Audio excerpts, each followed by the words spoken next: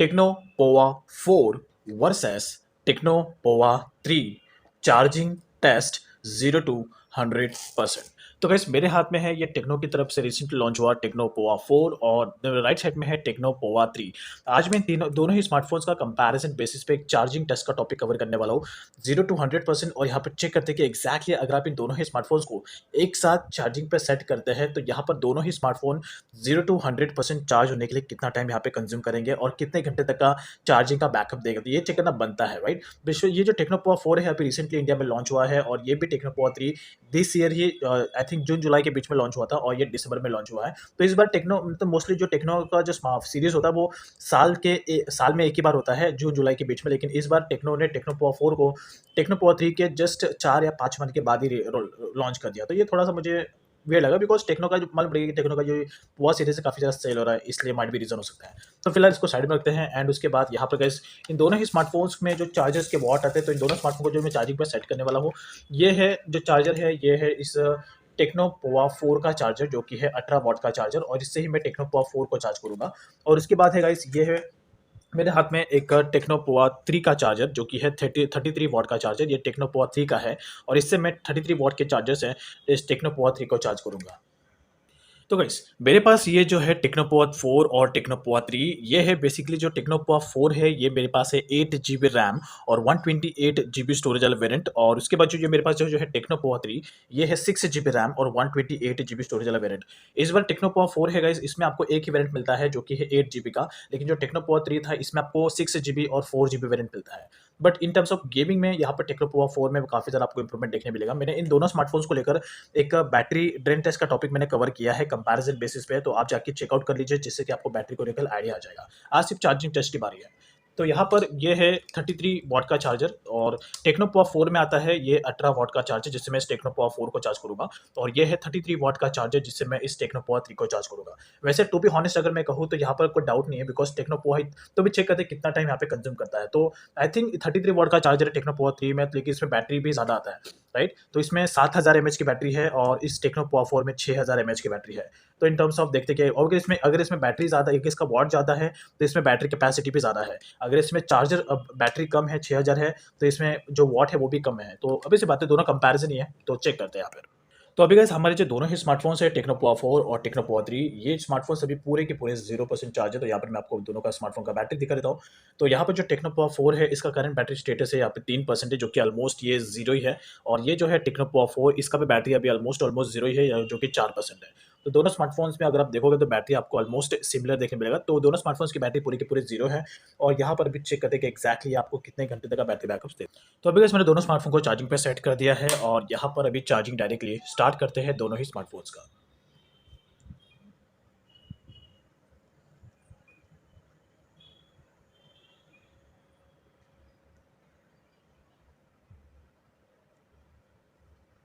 सो activity को track करने के लिए सबसे यहाँ पे टाइमर भी सेट करूंगा जिससे कि आप एक्टिविटी को इजीली तरीके से ट्रैक कर पाओ।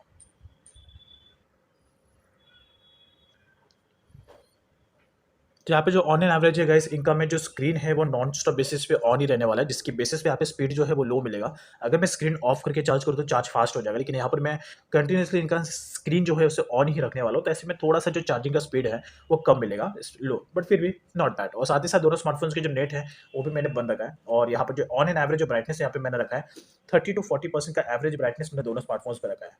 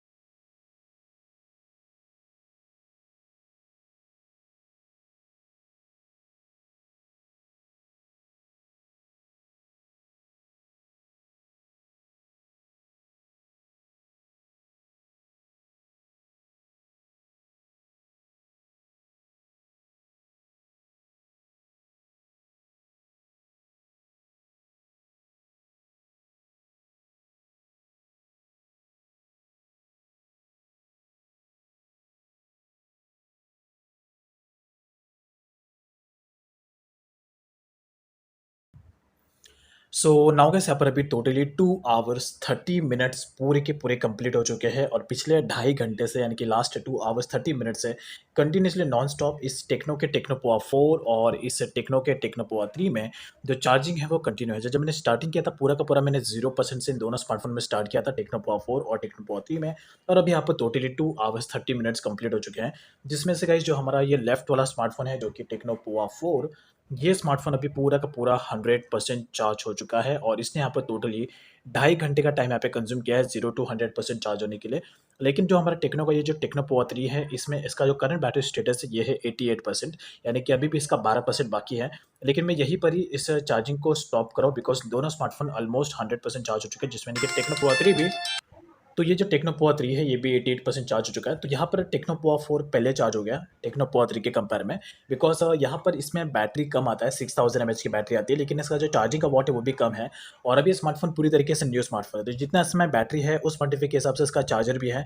टेक्नो पोआ 3 में अगर बैटरी ज़्यादा आता है 7000 एमएच, तो इसका चार्जर का वॉट भी ज़्यादा है 33 वॉट का। तो उस क्वांटिटी के हिसाब से दोनों स्मार्टफोन अपने अपने कैपेसिटी के हिसाब से चार्जिंग स्पीड दिया है। बट ओवरऑली अगर मैं टेक्नो पोआ 3 को अभी भी चार्जिंग पे कंटिन्यू करूँ तो ये और 30 मिनट्स का टाइम कंज्यूम करेगा, यानी कि आधा घंटा और लेगा पूरा 100% चार्ज होने के लिए। लेकिन मैं यहीं पे स्टॉप करूँ बिकॉज़ ये कंपैरिज़न बेसिस पे चार्जिंग टेस्ट था इसलिए।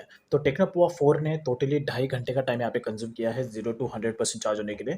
और टेक्नो पोआ 3 को अगर मैं कंटिन्यू करूँ चार्जिंग पे तो ये और आधा घंटा लेगा, यानी कि 30 मिनट्स और ये कंज्यूम करेगा पूरा 100% चार्ज होने के लिए। लेकिन मैं यहीं पे स्टॉप कर रहा हूँ। तो टेक्नो पोआ 3 ने टोटली 3 आवर्स यानी कि 3 घंटे का टाइम यहाँ लेता है नॉर्मली 0 टू 100% चार्ज होने के लिए। तो ओवरऑल अगर मैं एक और चीज़ आपको कहना चाहता हूँ कि ये जो चार्जिंग का स्पीड है दोनों स्मार्टफ़ोन ने थोड़ा ज़्यादा लिया है।